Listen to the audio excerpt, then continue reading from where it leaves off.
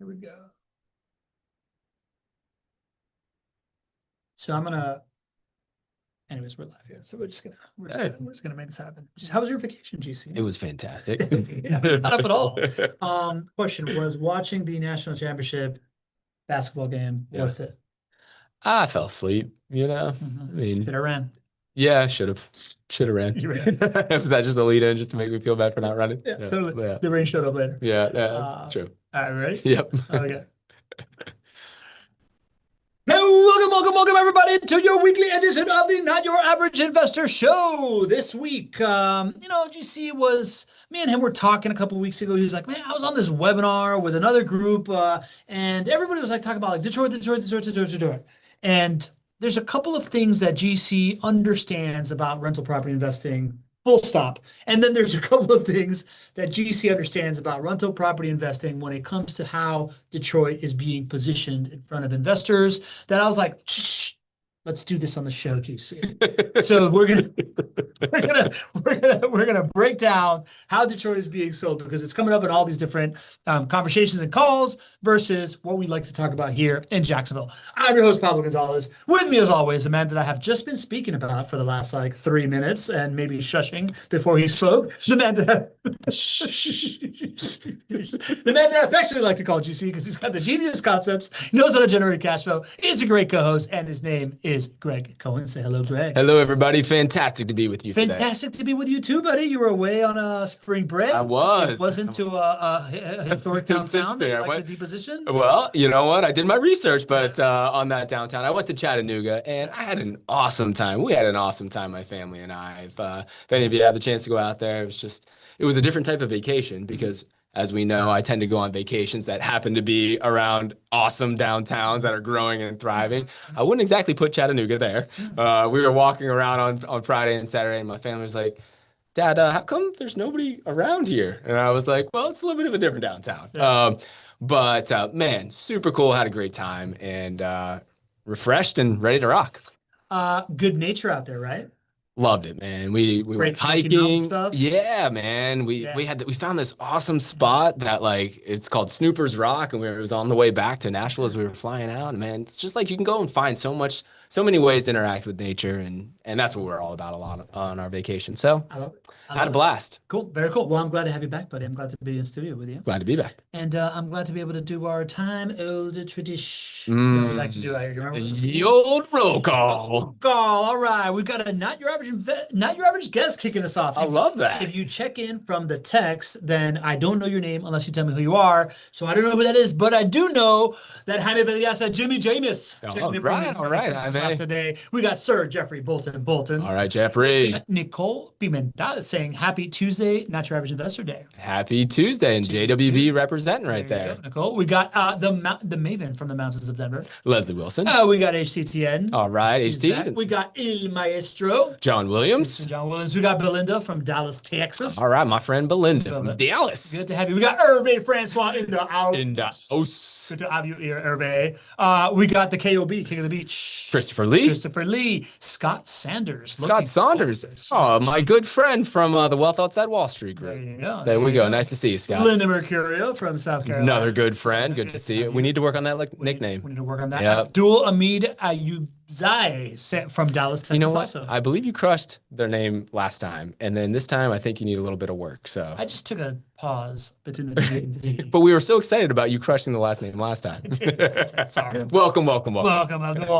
Tom Inman in the house. All right. Tuesday. Good to have you, Tom. The ringmaster is here. Drew Barnell. We got Laura Colby from Washington State. Laura, good to see you. Good to see you too. We got our regulars, Gary and Rosalind Riley from Marietta, California. We regard you. We got LinkedIn Lowry in the house. All right, Ed Lowry. We got Sarana with a plan. Saran with the plan. The early bird checking in. Mr. Dean Curry. Mr. Dean Curry from Columbus, Ohio. Oh, this thing just moved on me.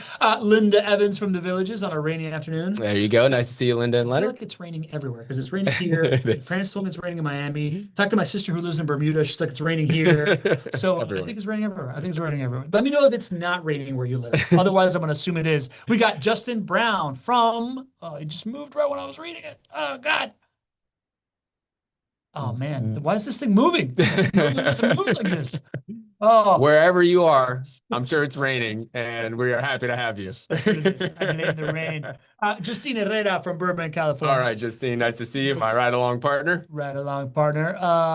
We got Linda Larry asking if you did. We got Gurley Adrian. All Oh no, right, Justin Brown from Boston. Justin. there we go. There you go. All We right, figured it nice out. to see We you. figured it out. We got the Mountain Tournament. Billy Green. Green. Great news for Billy Green. Yeah. Billy, who has been on a like multiple year waiting list to receive a kidney transplant, got his kidney transplant. No He is way. currently recovering, and he's going to be Oh man, that's join us for the amazing. next summit. Billy, Best wishes, man. That is so amazing. Continued, recovery, great recovery, man. We are so happy for you. yeah, happy for you, Billy. I hope this is great health for you going forward, and really, really, this means he gets to come to Summit. Now we're talking. So now we're Oh, talking. it is going to be an entrance when Billy Green comes into Summit next year. Paige Santorius from Northern Virginia. Michael Santoros. Santorius in the house. We've got the MVP coming in late. Do you remember his name? Mr. Lee Mr. Bishop. Lee Bishop. Everybody course. knows Phil Lee. We got El Gran Amigo. Desde Duval. Mr. Bill Shields. There Good to we have go. you, Mr. Bill Shields. We've got the fairy godmother. Miss Jen Filson. Ms. Jen Filson. Man, this one's saying, oh, Tom Inman from New Orleans. Yeah. All right, Tom. Good to be here. Good to have you, buddy. Anybody else here? Richard Drennan from Pittsburgh. Todd. My from Steeler Pittsburgh. fan. Yeah. There we go. I finally went to Pittsburgh for the first time. That's right. What did you think? It's a beautiful place, man. It's a beautiful place, Western right? Pennsylvania is really, really pretty. Very underrated. Yeah, very underrated. Yep. Very underrated. Nate Stoll from Detroit. All right, Nate. There we go. Keeping it real There out we here. go. Okay, that is the roll call for today. Happy to have everybody here. This Good is to have great. Everybody back in the families in the house. And speaking of the family in the house, we got some breaking news, GC. GC said something a couple weeks ago, and then in typical GC fashion, he went back, double checked, and realized I got some updating to do here. Yeah, I got some updating to do. And you know what? We all make mistakes. One of my favorite core values in my family is mistakes are just blessings in disguise as long as you learn from. I made a little bit of a mistake with the numbers that I shared with you guys, and I wanted to share it with you. We're going to be talking a lot about population growth today, especially when we're comparing Detroit to Jacksonville. I had said that Jacksonville was the #1 MSA for population growth. And we weren't. I made a little bit of an error there. We were #6 in the entire country for population growth. And this is actually the most updated. The stats that I had before, it was a couple of years ago. So anyways, long story short, we are #6 for population growth in the entire country here in Jacksonville, and we are #1 in the state of Florida. And there you go. #1 in the state of Florida, #6 overall in the whole country. Pretty good, pretty good. Do you do you remember who were in those like first 5? Were they bigger cities? Were they smaller cities? This is only cities that have 1 million or more people. Okay. So Austin's up there. Cities? Okay. Yeah, Austin was up there. Orlando was pretty high up there, although we were #1. So Orlando I think was #7 or 8. Okay. Cities in Texas and Florida. It's kind of what you would expect. The two big growing states, right? Yeah, that's awesome. Cool, man. Well, good on you, GC, for going back and double checking the data. There we go. GC, tell me a little bit about this call when you were, I know it wasn't a call specifically about Detroit. It was a call about like your love for workforce housing, which we're going to talk about here. Yeah. But take me back to that conversation that we had where, you were telling me like, oh man, I actually came up with these like things of Detroit, and I'm like, this is pinging for me. Take me back to that conversation. Yeah, I'm involved in a lot of different conversations, whether that's with our sales team or whether that's with our team in general or with some of our affiliate partners, or sometimes I get to have conversations with clients, or I'm here and I hear from everybody. And so when I start to hear 2 or 3 or 4 things that kind of like ping all at once, it usually becomes some type of a show topic or whatnot. And that's really what it was for this conversation of Detroit. It started with a call when I was on with one of our affiliate partners, and the affiliate partner sells properties in Detroit and a number of other cities and Jacksonville. And the question that I received from them, which I had never received before in terms of Jacksonville versus Detroit, is they were saying, you know what, Detroit's growing a ton. Jacksonville isn't growing. Oh. And I was like, let me make sure I heard that right. And they're like, yeah, Detroit has X% of home price appreciation, whereas Jacksonville's largely been flat for the last year. Why do you call Jacksonville a growth market? And I was like, wait, let's rewind that. I mean, normally when we're talking about how to position Jacksonville versus another market, it's kind of a given for the last 20 years that I've been doing this, that people understand that Jacksonville is a growth market due to home price appreciation trends. And largely, people have not seen Detroit that way. So that was interesting for me. That happened like 3 or 4 weeks ago. And then we were doing our quarterly market update for the team, as I've also shared here. And one of the great questions that the team asked me is they said, Greg, how should I position Detroit versus Jacksonville? Because some people are coming to our sales team and saying, hey, listen, Detroit's probably going to have like 6% home price appreciation per year. You guys were flat last year. How do I overcome that? And I was like, wow, this is becoming a thing. Yeah. And so we're going to talk about why why this is becoming a thing, maybe where people are a little bit misguided, and we'll use some data and some perspective to help. But it really just came from 2 or 3 or 4 different kind of areas and segments of the investing population that I get to have access to. And I think it's a real time right now to help people understand how to evaluate growth, how to evaluate population growth, home price appreciation, rent price appreciation, because ultimately, as we've talked about, this is the biggest component of your wealth creation through rental property investing. So we're going to dive into that today. Yeah, so let's do that. I think there's some new names in the chat and stuff like that. So bringing everybody into kind of like the fold here, right? Like normally when I would hear people comparing Detroit, they're like cash flow. You can look at this brick house for $20. Yeah. Yeah. And people really, really like that cash flow piece. And I would say our community is pretty indoctrinated into the idea that rental properties have 5 profit centers.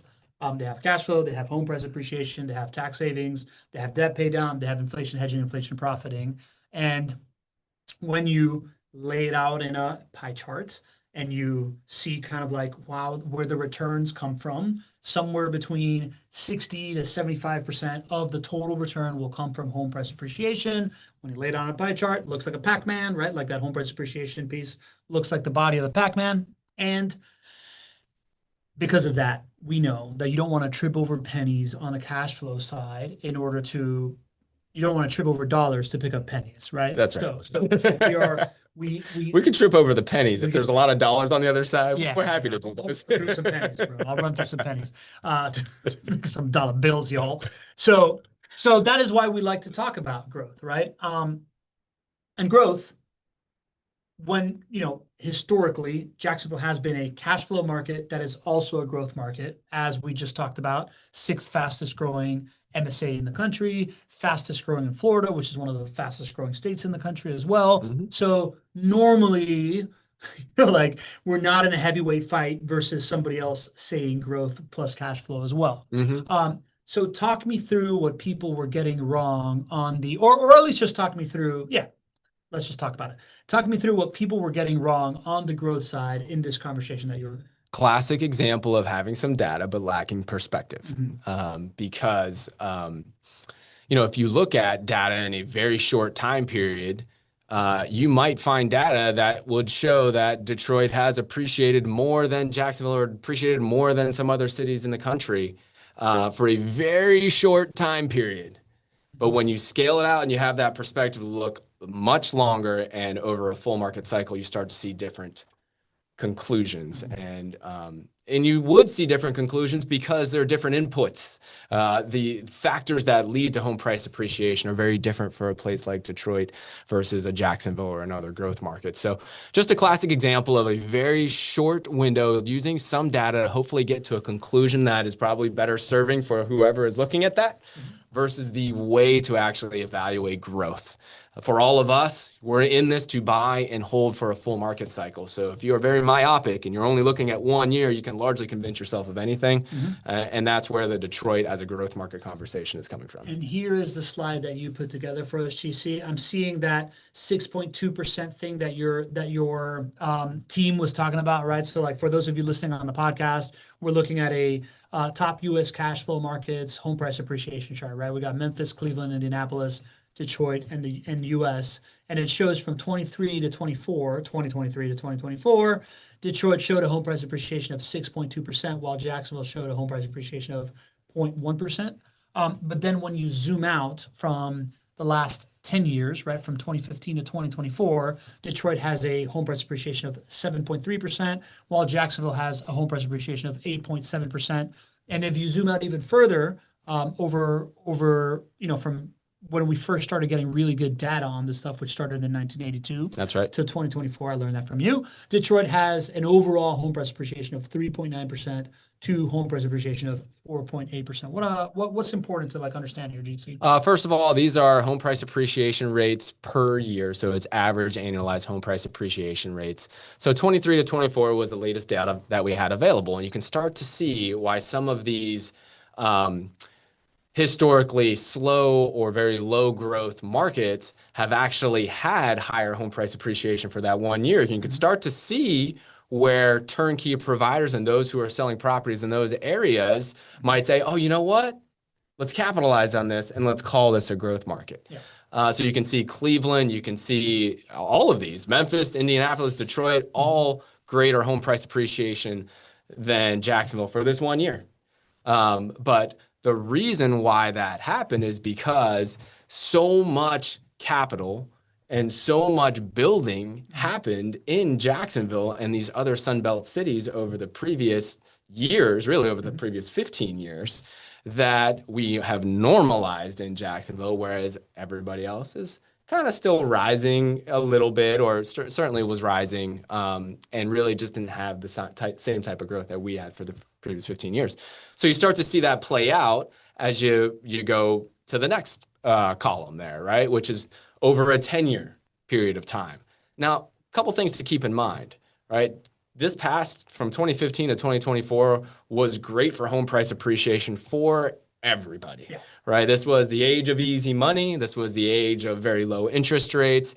So everybody's going to look like a winner. So again, if you wanted to position yourself as a growth market and you're in Detroit or in another one of these markets, you had one really good year of home price appreciation in the last 10 years, you might put the last 10 years of average home price appreciation on your evaluation. But that's just not real. Not really a good thing to do, because the person who's buying that asset at that point, if they use 6 or 7 or 8% home price appreciation, and they project that out for the next 10 or 20 years, they're going to be mistaken. They're going to be left not achieving that, ridiculously high return on investment, because the home price appreciation is just not going to be this high. Yeah, that makes sense. And one of the things that stands out to me when I look at this chart, I didn't read this for the podcast, but this is all compared on the bottom rung is the US average, right? So like you said, from 2015 to 2024, the US average was 7.3%, which is where Detroit ranks, right? So like to be considered a growth market, you should be above the US average, right? Which Jacksonville at 8.7% over the last 10 years does that. The rest of this chart isn't really, except for Indianapolis. And then if you look across since 1982 till now, this chart, like the only one here is Jacksonville. That's at 4.8 versus 4.6%, right? Yeah, exactly. And what you fail to see if you just look at the numbers here is the magnitude of an additional 0.5% of appreciation every year, or a full point of appreciation every year for 40 years, or for 30 years, or for 20 years. For you as an individual investor, that adds up to hundreds of thousands of dollars of additional return on investment on one asset.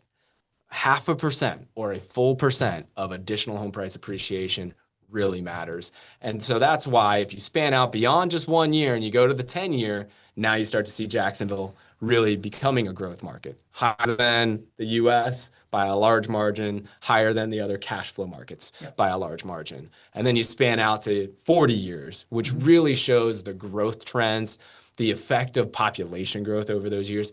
And that's where you really, really start to separate. And then that's where the biggest magnitude comes in, as far as what ultimately hits your pocketbook. Yeah, that makes a lot of sense. When I think about this kind of like comparison between a 1-year growth trend versus a 10-year growth trend, or a 30-year, or I guess it's 40-year growth trend, 42-year growth trend if you're looking back from 1982, I'm thinking about my different investing decisions, right? Like if I was a flipper, then I would be thinking about, okay, what is it right now? What is it in this like 1 year? And where are we in that like snapshot? and like how long am I going to hold this thing versus like how much things are bound to change. I think when I think about buy and hold rental property investing, the get rich slow style, I think of this idea that we talk about all the time. It gets better over time. Hmm. We see the numbers get a lot better in 10 years. We see them getting like really awesome in like 20 years. And then like 30 years in, that's like this like unbelievable, thing that only continues to give you better and better results. So the idea of having at least a home price appreciation averaged out for as long as I plan to hold it, I think just makes a lot of sense for me, as opposed to thinking, oh, okay, man, if this thing did this thing 1 year ago, that's what's happening, and that's what's going to happen while I hold on to this thing for the next 15 or 20. And I would say that typically plays well, but I would caution you if you're planning on holding for 10 years, don't just use the last 10 years of home price appreciation, because it's highly unlikely that the last 10 years of average home price appreciation will be what you get for the next 10 years.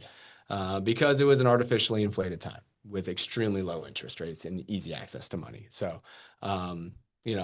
use the length of the data that you have at your disposal is the longer the better when you're making these types of decisions. The absolute minimum would be, call it 10 to 20 years of data, but be very, very cognizant not to just use the last 10 years because it's highly unlikely to repeat itself. Nice. And Nate Stoll, who is the Detroit From guy. Detroit. Yeah, Detroit guy. Nate, anything that you bring up, we're going to talk about here, right? So Nate's asking, what's your prediction for Jacksonville growth for the next 10 years? Do you see 2023 as the low, or will it be less than 1% a year for the next decade, like that 12-month period? You see, I think this allows us to talk about what drives actual growth, right? Which is home price appreciation follows population growth everywhere, right? Absolutely. Absolutely. Population growth is very different when it comes to Jacksonville versus Detroit and some of these other cities. So maybe we'll show that, and then I'll give you an answer as we kind of build up the thesis here. Here's the population growth from over the last 40 years for these same cities, and you start to understand why you have a separation between a growth market like Jacksonville versus a market that historically does not grow as much, which would be Detroit. Comparing population growth from 1981 to 2024, Detroit's population today is 22% lower than it was in 1981. Whereas Jacksonville's is 134% higher. You can see the other cities as well. Some have grown, some have not grown. Cleveland's population is actually 4% lower. So population growth drives home price appreciation. It drives rental demand, and especially over the long haul. So, the reasons that people move generally do not change. In fact, with the advances of technology and how we're not as tethered to our jobs today as we once were, you can make an argument that people are probably going to flock to some of these cities and areas where there's better weather and better taxation or no state income taxes, more business friendly. You can make an argument that this trend is going to be exacerbated if you wanted to kind of go down that line. But either way, people move to places where the weather is great, where there's no state income taxes, where it's business friendly, and there's a low cost of living. And those things generally don't change over time. So Nate, to your question, what we would expect and what you would see on all of our property evaluations is the average annualized home price appreciation rate for Jacksonville over the next 10 years. And that number is 4.8% per year. That's data-based. That means we go back and we look from 1982 all the way till today, and then we take the average there. And that is a conservative, data-driven approach to home price appreciation. And that's what we would expect. And, it's hard. I just haven't seen that data-driven long-term perspective approach used with many other turnkey providers out there. So many don't have the access to the data. We spend a healthy amount of money on the consulting and the data that we have, so we have better data than most out there. But, it's to a provider's best interest for them to put a, 5%, 6%, 8%, 9% home price appreciation rate on their pro forma, because it juices your expected returns from 10% to 25%. And that, especially for newer investors, seems really exciting. The problem is it just has never panned out that way for a 10 to 20 year hold. Yeah. And especially not in some of these cities um, like Detroit. Yeah, and LinkedIn Lowry is saying in the chat, Detroit growth in a very small area of downtown, but vast majority of the area is not doing as prosperously unless you go to Grosse Pointe, which goes to David Blattner's question. Are these population growth numbers for MSAs or for city propers? Great question. These are for MSAs. That's really the best way to go about making a decision on your rental properties. MSA is taking into account all the economic drivers and the population that lives in those economic driver areas. So it's a little bit of a bigger picture than just the city. Yeah. Michael Santoro is saying property. And by the way, I would love for you to confirm that, Nate. Is that true? I was in downtown Detroit for a wedding a couple of years ago and I loved it. Yeah. Like I was like, why is everybody talking trash about Detroit? Right. And yes, I went to Grosse Pointe because that's where my best friend's sister lives, who's a doctor, and it was a super nice neighborhood, right? So Nice. like I was in that bubble, felt really, really cool. But I've heard that as well, right? Like I never kind of like left that bubble. So I'd love to hear from Nate, kind of like how does it distribute across everything? Do you feel it growing, Nate? You who lives there. Patron Santorio says property taxes appear to be as high as 3.2% in Detroit versus Florida at 0.89%. If Florida does away with property tax, more people will move to Florida. Yeah, that would absolutely happen. If Florida does go and eliminate property taxes or even reduces property taxes, you would see significant growth on top of the significant growth that we already have. Would be a good thing if you just are thinking from the lens of owning properties. Yeah. Because at that point they would instantly become more affordable, and then you would see more people flock here. Greg, as you're making that answer, and I was thinking about talking about downtown Detroit being really, really cool. I was kind of surprised that you didn't say anything about in the next 10 years, downtown Jacksonville when it comes to home price appreciation. You want to kind of like catch everybody up there since we're doing, I know that a lot of our community knows this, but if we're doing a holistic comparison versus a city whose downtown is already thriving and that's where it is, and now the other areas need to fill in versus a city whose downtown is where we're at. Yeah, I think this is a once in a generation opportunity to hitch your wagon to the next great American downtown by investing in Jacksonville. And the data supports that as well. In Jacksonville right now, there's $6.5 billion of construction that's going on in downtown. We're in the midst of our revitalization, and $6.5 billion means a tremendous amount of employers and amenities and mixed use development and a brand new stadium of the future and a new museum of science and history and the University of Florida graduate campus. I mean, I could rattle off project after project after project. We've done a number of these calls, so if this is your first time here, would encourage you to go to YouTube and find some of our past shows specifically about it.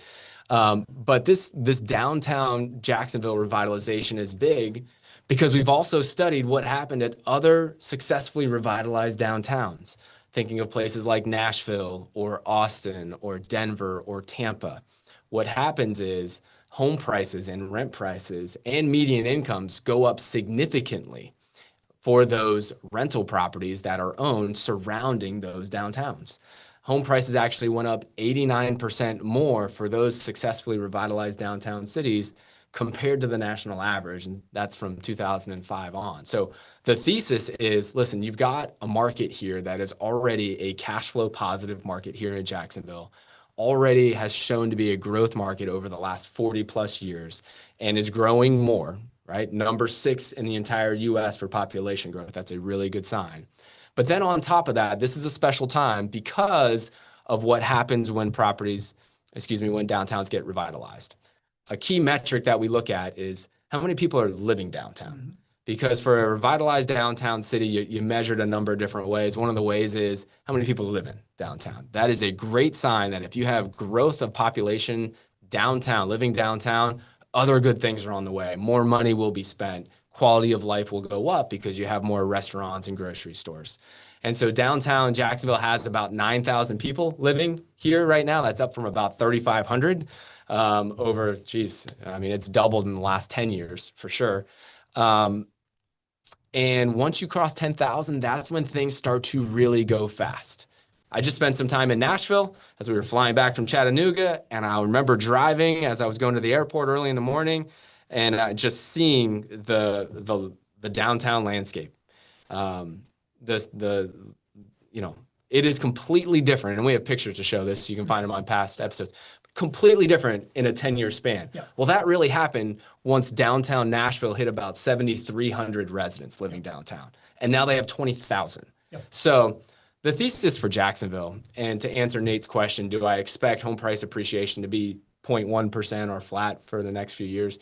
No, I don't in Jacksonville. This is a moment in time. We're coming off of, many years where we had 8, 10, 12% home price appreciation per year. And so a natural normalization is necessary. It's good. It's good for the market here. Yep. Over the next 10 years, we would expect at a bare minimum to see what the average appreciation rate is, which is 4.8% per year or thereabouts. And then you're sprinkling on this special once in a generation type opportunity by hitching your wagon to investing around downtown Jacksonville. Those are the rental properties that we sell at JWB. And so I think you have significant upside there. Did you talk about that on the webinar?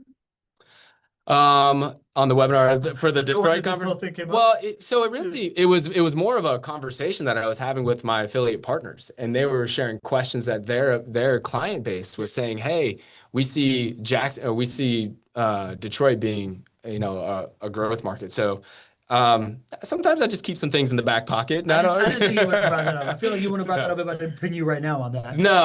I mean, that's why we're such a great team. You bring it out of me. Yeah. All right. So that being said, so cliff notes on what Greg just said, right? When downtowns turn on, it's called going from an 8-hour downtown to an 18-hour downtown. There you go. All right. I usually mess that up when I say 16-hour downtown. That's why I'm fine. So it goes from 8-hour downtown to a 16-hour downtown, right? Like you go from only going to 60.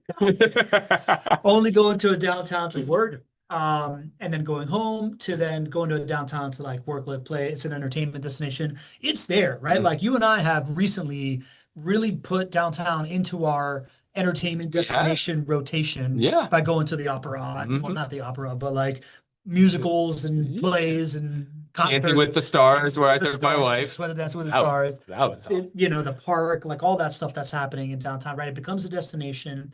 And once it really becomes a destination, then people flock to it. And once people flock to it, then you start getting this population growth. The population growth is happening. The moment that it hits this like number of like 10,000 residents downtown, which we are very on track to do that within the next 12 months, is what I understand.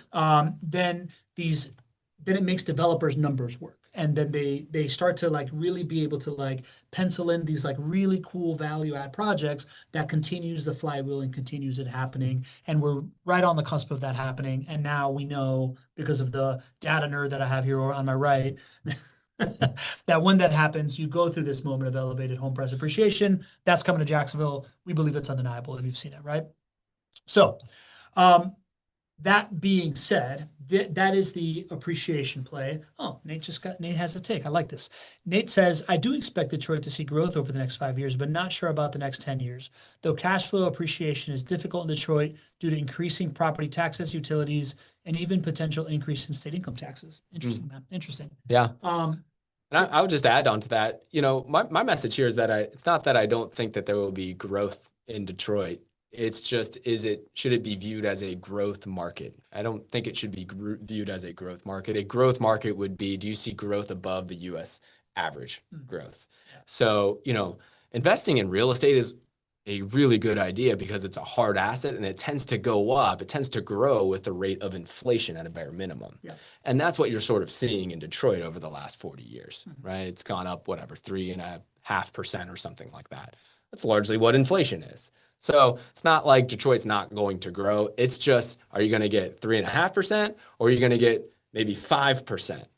And that difference between 3.5 and 5 means a ton for your money. $300,000. Hundreds of thousands of dollars for your money for just one asset. Yeah, that makes a lot of sense. I would also say, just to kind of like put a period on this growth conversation, is what's driving that growth? Right? Like, what are the things that you fundamentally believe is driving that growth? Which is kind of like, I guess if our friend Nate is saying, I see it over the next 5, maybe not the next 10, I would assume that he's seeing growth drivers that may be temporary, right? Like, I think that there is real arbitrage happening in Detroit right now because the cost of these like historic homes have been so depressed for so long Hmm. that there's like real cost arbitrage, right? Hmm. That's really happening there. What's driving growth in Jacksonville is pretty sustainable things, right? We have this like very well balanced economy that is logistics, healthcare, finance, fintech, and government, right? Those are kind of like the big spenders here. Hmm. We have things that are, these like tailwinds, that is what you just mentioned, this like warm weather climate, low income tax, business friendly, that's made it the number one corporate relocation destination in the United States, right? So like the job market here is really, really booming. Highest, fastest rising income in the state of Florida, which is one of the fastest growing states, of course. Um, and it, like it has these like really sustainable tailwinds that are being supported by other things that are shown to drive sustainability. A campus from one of like the top public institutions in the country, University of Florida, Go Gators, is setting up a graduate campus in downtown that is powered by the biggest AI supercomputer, like public AI supercomputer to drive AI first jobs in healthcare and finance is like coming, right? So like the whole flywheel of everything happening is very, very sustainable in Jacksonville, which makes us believe that this is just part of like one big macro trend that's going to continue here. And oh, by the way, in the state of Florida, with the fastest rising median income and the number one job market and all these like jobs coming here, still underpriced for the Right. state of Florida. Still Yeah. the only city in the state of Florida that has a lower than the average than the median price home, Right. right? Yeah. So, that's kind of like a sustainable growth story that we're Yep. thinking about. Cost of living here remains low. Yeah, cost of living also remains super, super low. All right. So that's the pin on growth. We spend a lot of time on that because it is the number one driver of returns. Now we have a question in the Q&A from Gurley Adrian that I think is playing into kind of like one of the aha moments that you had with Hmm. these folks. And Gurley's asking, do you think that the 32209, 32206, 32208 areas of Jacksonville compared to the Detroit $1 home? So I think let's zoom out first and talk about what these zip codes represent, GC, Yeah. and then go into like what I know that you really, really want to talk about. Yeah, it's a great question. Great kind of lead into the next point. You know, one of the things that a lot of turnkey providers do is they know what's important to a newer investor. And a newer investor, if they understand how you can really make money and profit in rental properties, and they know that they're going to be in a different part of the country, they just want to feel like the home is in a decent neighborhood. Mhm. They just want to feel like it's in a good spot, right? And so what many providers will do is they'll label the rankings of the neighborhoods. And, there's an A ranking, a B ranking, a C, and a D. And A is generally the nicest neighborhood. D is, you don't want to go there. Yeah. Well, if an investor is not going to step foot in an area and they want to feel good about it, are you going to put a C or a D on that property pro forma there, Pops? Probably is going to make me feel weird about it. Probably is going to raise some questions, add friction, right? So much more likely, if it's borderline C or B, they're definitely going to put B on that pro forma. And, and it's unfortunate for two reasons. One, because the whole ABCD thing is completely subjective. What might be a B to you might be a C or a D, or what might be a C to me might be an A to you. It really is completely. Yeah. So I mean, it could be just it really doesn't serve a purpose.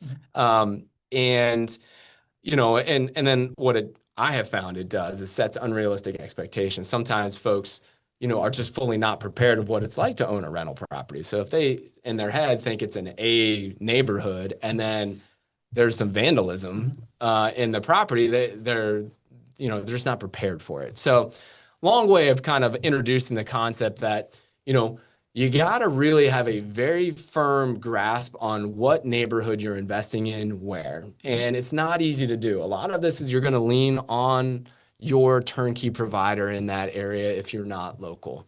And you're going to have to trust their perspective. There are some ways that I can kind of help you understand, is this more likely to be, a lower ranked neighborhood, or is it more likely to be a higher ranked neighborhood? But what I would encourage you to do is to do your due diligence. Mm-hmm. And more than that, I would encourage you to get really excited about actually being in what many people would call a C neighborhood or a workforce housing neighborhood. Because a workforce housing neighborhood is the place that we invest in Jacksonville. It's the place that I own. All 400 and something of my rental properties are in workforce housing neighborhoods. These are neighborhoods that you want to own homes in because, number one, it's producing the best risk-adjusted return for you as an investor. It's also helping out your community because this is an area where housing is needed the most. And when you invest in housing in this area, you're actually helping out affordability in an area that is most needed. So, you know what? I should probably answer Gurley's question before I go down this path because I feel like I used that segue to kind of get to this next point. Here's the deal. 32209, 32208, and 32206 are neighborhoods in Jacksonville. Those are some of our core neighborhoods. Those are workforce housing neighborhoods in Jacksonville. Very hard for me to say whether a Detroit neighborhood is exactly that same way. They could be a little bit nicer. They could be less nice.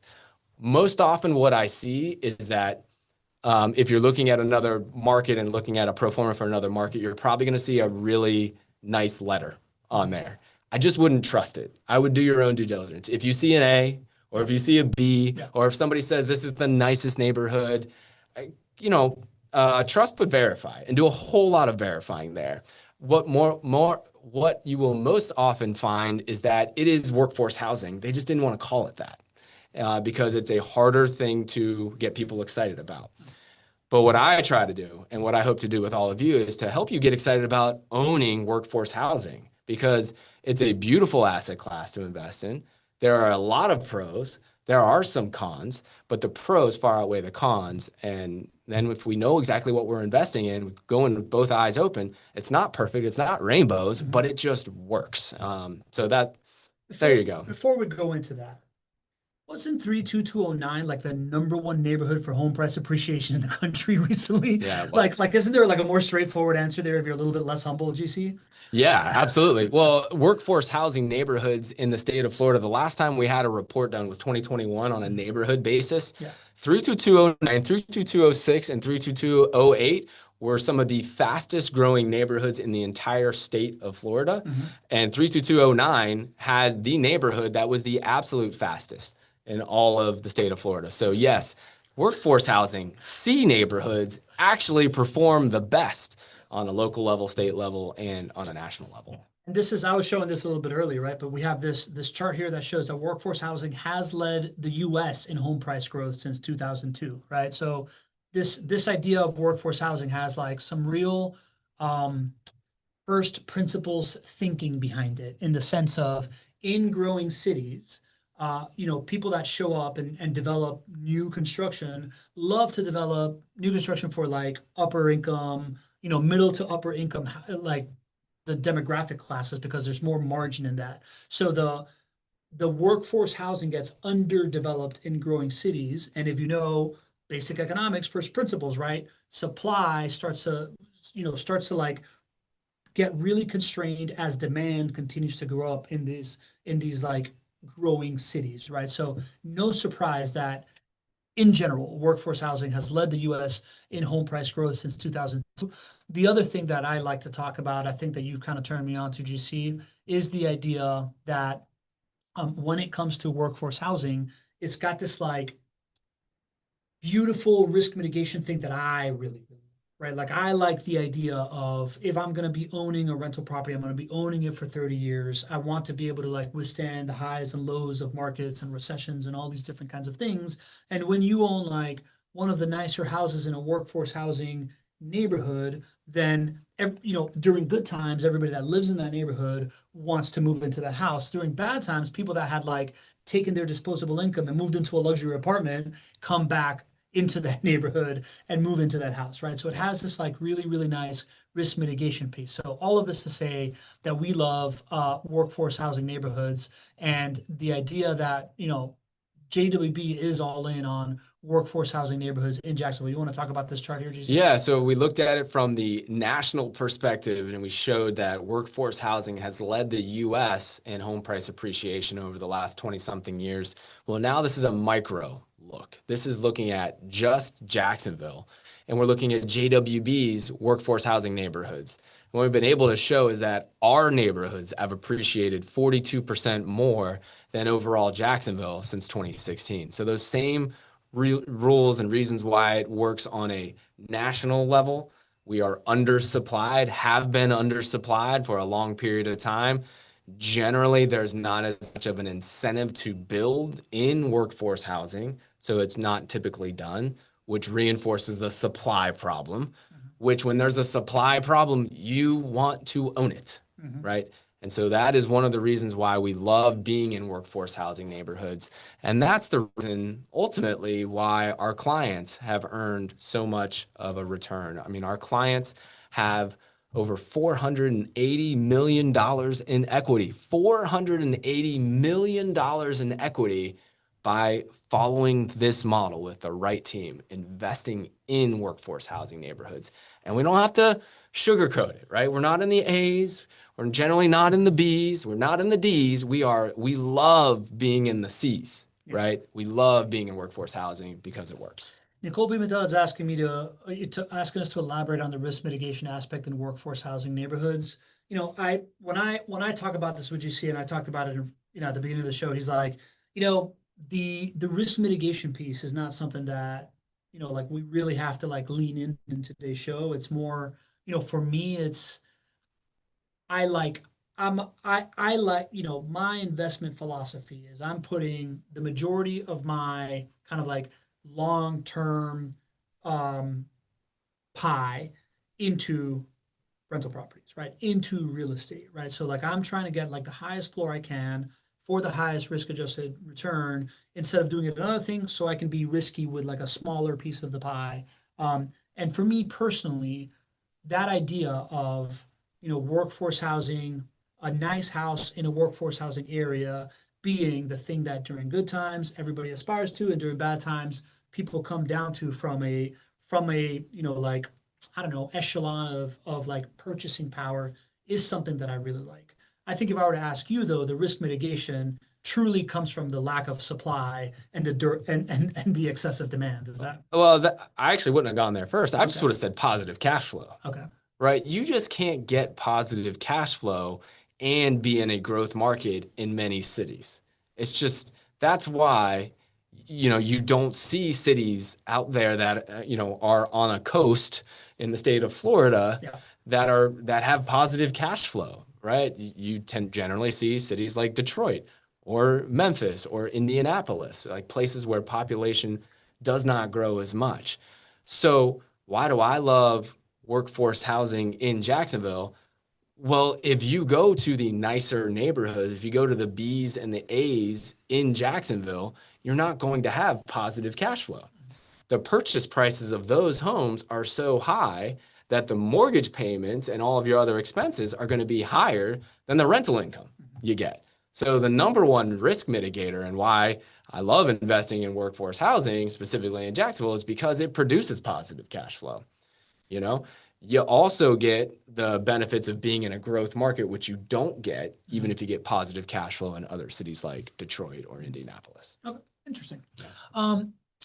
That being said, GC, if we're not going to focus on like A, B, C, or D, can you explain to us how you think about whether you are in a workforce housing neighborhood or not? Yeah, we get this question from time to time, and I thought this would be a good thing to kind of leave everybody with today. How do you know if you're in a workforce housing neighborhood if you can't really trust the pro forma or the letter that people put on there? Well, here's what I would do. And it's not foolproof, but it's something that you can use. It's free and accessible, and this is something that you can use as a kind of just way to fact check. Think about your median home sales price in your market. And if you're at the median home sales price, then anything above that is called the nicer neighborhoods. Anything that's below that would be potentially workforce housing or low income. And think of it in terms of quadrants, right? You don't want to be above because you're not going to get positive cash flow. You don't want to be above median income. You want to be in that quadrant just below median income, but you don't want to be in low income. So let's call it the workforce housing quadrant. All right. So if you're at 50% is your median home sales price in your market, then take 50% of that, right? That would be the kind of the dividing line between those quadrants. Okay. Still following me here? Yep. I was trying to think of a way to easily describe this before the show, and I didn't really come up with this. This is the best I got. All right. So again, starting at the median, go 50% of that. That's like the dividing line between your lower two quadrants. You want to be above that. You want to be above that dividing line. Okay. So call it between 50 to 100% of the median sales price of the market. That's the best thing I got to describe it. Could you, all right. So if you're at the median sales price, yeah, you want to be somewhere close to 75% of that price point. Yeah, there you go. Right? There you go. You want to be around 75% of that price point. Yep. 5% more, 5% less, somewhere around there. There you go. Yeah, I'd go even a little bit more than 5 or 10%, right? Okay. Like I would say anywhere really between 50 to 100% of the median home sales price is probably where you want to be. You're probably in workforce housing if you're there. If you are lower than 50% of the median, then you're probably in low income. Got it. If you are above median sales price, then chances are that you're going to be, in a nicer neighborhood, which can work. But the question is, are you going to get positive cash flow? Don't throw away positive cash flow just to go to a nicer neighborhood. Got it. So then this is the chart that you put together. You had a sample Jacksonville neighborhood. I'm assuming that all these, this wasn't one of the numbers that Gurley put up here, but like I assume that this is in line with the other neighborhoods that we just talked about, and then a couple of other Detroit neighborhoods that people have been like considering and bringing to you. And you did that analysis, and 2 of them don't qualify in this workforce housing piece. They're below that, within 50% of that median. One of them does, right? So this is kind of like, this is the questions that you would ask and the back of the hand math that you would do. Yeah, exactly. And all this information is free. So if you wanted to go and find your market median home sales price for your area, you can just go to Zillow. That's where I went here. And then you can, look up the zip code as well for that area. Zillow allows you to do that. And then it's just math at that point. So yeah, this is not a perfect, but a free, easy way to say, hey, you know what? This property is like way below the median. Is it probably a low income neighborhood where I'm probably going to have higher maintenance cost and vacancy cost? Or is it just tucked right under median income? Yeah. That's probably the place that you want to be, because that's where you have a great combination of low prices, high rents, high rental demand, and you probably have a property manager who wants to manage properties in that neighborhood. Very hard to find a property manager who is willing and can do a good job managing properties in the low income neighborhoods. Which brings us to kind of like the universal advice, right? Like this idea that most rental property investors have the order of operations wrong when they're executing a buy and hold strategy. They focus so much on the property and the market, right? Like they're just like, normally the market is somebody told them about it, or it's the one in their backyard, or like they just have access to a property. They spend all this time thinking about the property, and then do a quick Google search or a Craigslist search, or ask a couple friends who's the property manager that you'd go with, and essentially purchase an asset one time and marry someone that they just like did about 10 minutes of research on for the next like 15 to 20 years if all goes well. We believe that the way that you buy rental properties is first figure out who your team is going to be. Figure out who is going to be managing that asset for the next 10, 20, 30 years till you meet that goal of yours. They can describe to you what your goal is going to be and how your property plan is going to get there, give you statistics based on past performance of like how they have brought other people to these goals, how their assets perform through learned knowledge, not through a book that they did or a ChatGPT statistic. And once you have that piece and you feel comfortable with that, wherever you are, wherever you're looking, and then you move forward with, okay, does this market fit my criteria? And then after that, the property piece is going to be really, really easy, right? So the number one thing I would say is, we just kind of like danced around this, but a lot of the folks that are out there offering these turnkey deals in Detroit, in many, many markets, including in Jacksonville, right? They're basically just like finding a property, giving you some numbers and then pairing you with a property manager. Having the deep discussion, not just through the person that is selling it to you, but the person that is going to manage the property with you.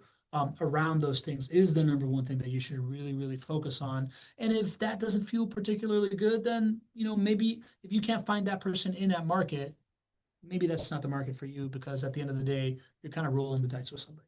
Well said. Okay. Nailed it. Yeah, for real. Yeah. Okay, super. I'm just tagging along.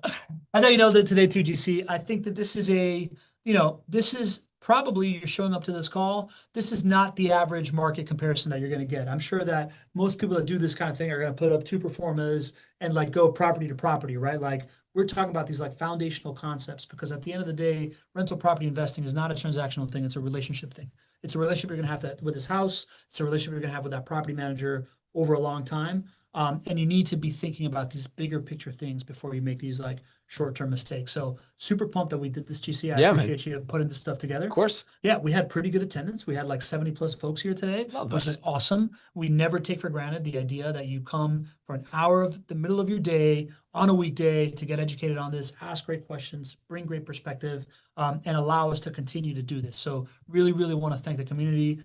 And you did pretty good comeback from vacation today. Did you see that? Thanks, man. It's been it's been a great re-entry and ready to rock and roll. Yeah. We got a good show next week too. Yeah. You want to talk about it? I mean, we get to have the patron Santorios on the show, and I know Pablo and the patron Santorios have prepared in advance. They have some very good questions. Patron Santorios is one of our most successful investors and has owned, I don't For those remember. of us that are new here, Michael Santoris. Michael Santoris. We call him the patron Santoris. There we go. There we go. The patron. It just flows, right? I mean, What about mistake? It was really good. And as one of our most successful investors, I don't know the number of properties off the top of my head, but probably 15 properties or so. And so he's going to bring a lot of his questions on how can I maximize my returns within my own portfolio. Pablo has, 3 properties with us, 5 total doors. And so there's a lot of collective wealth of questions and experience that I know you guys are going to pepper me with. And so I'm excited about it. It's going to be a great show next Tuesday. Getting great responses here in the chat. Scott Saunders, who said he was coming in here excited for this one. He said great insights, right? So we passed his test of expectations, a whole bunch of other great things. Pedro Santoris in the chat saying, looking forward to it. I can tell you, I got into like a very good conversation with Michael at the Not Your Average Investor Summit. He's looking at this thing. He's so successful. He's looking at this thing, one step beyond the standard deviation of the average, not your average investor, to be perfectly honest. And I think it's a really great question to ask. He's looking at portfolio optimization. He's asking some things that, early investors might be thinking about. It may not be right for them, but it might be right for Michael, right? So like, I'm really looking forward to the tension of the usual advice versus the expert, versus the place that he's at. And, I can tell you all right now, Michael and Greg are not seeing from there's going to be slight disagreement on this strategy. I know this for a fact. So I'm very much looking forward to this tension. I know it makes him really uncomfortable that I just said, look at his face. And I'm really looking forward to push this conversation into like, hey, what is the right strategy here that isn't just the typical strategy that we say. So Michael, super pumped that you're doing this. I'm super pumped to be there.